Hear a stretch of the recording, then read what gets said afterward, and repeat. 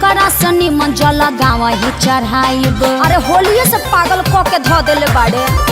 देवरू के संगे देवा घर नहीं जाइब, एकरा से निमन जल गाँव ही चढ़ाइब। रहे सहे के नयन का सहूर बा, बानर के लक्षण इनका में भरपूर बा। लौका तुरले बनी का मन करता कि नहीं हर काल है भाग जाए का। ओजी के लोग ना जाला का। सावन में रहा तारा सन का। हाँ? भतीजवा के माई जाई का, पूछो सदेवा घर जाई का। भतीजवा के मौसी जाई का, पूछो सजलवा चढ़ाई का। भतीजा तो रमाइयो जाई का, तोरे मौसियो जाई का। भतीजा तोर माईयो जाई का, तोर मौसियो जाई का। अरे गाँव से गाड़ी जाते बड़ी सा बुक कराई का, भतीजा तो रमाइयो जाई का, तोरे मौसियो जाई का। भतीजा तोर माईयो जाई का, तोर मौसियो जाई का।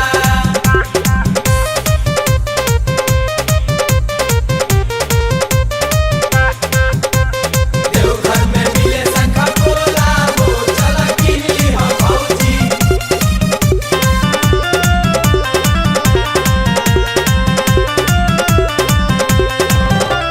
मनवा के साध तोहर पूरा नहीं होई, सुना तानी बाबा धाम जाई नहीं कोई। अरे सभे जाता भौजी, नोट फोर चिंता जाए के तो सभे के बाबा लगे जाई। सुनो का दूरी तो के नटे न भौजी, बोल बम मुहावा में मास्क तू लगाईली। हाँ सुनो सेनी का टाइजर भी छोरा में ले में भौजी।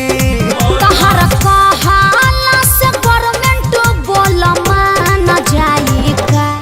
करनवा के माई मुर्दाबाद। मुर्दाबाद मुर्दाबाद। गाला फाड़े लगल लोग। फट जाए दी भतीजा तो रमाइयो जाई का, तोरे मौसियो जाई का। भतीजा तोर माईयो जाई का, तोर मौसियो जाई का।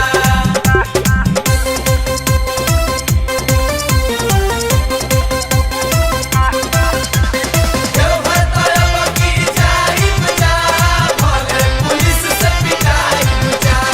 लागे अखिलेश हो मराइल तहर मती, रहिया में पुलिस कई दी दुर्गति। अरे कुटा जइबे कस्य तू जुड़ा दी बुनु। केहू में हरा रूलो पर हाथ ना उठावे। सुना हाँ एही से लेके तोहके जाए भौजी।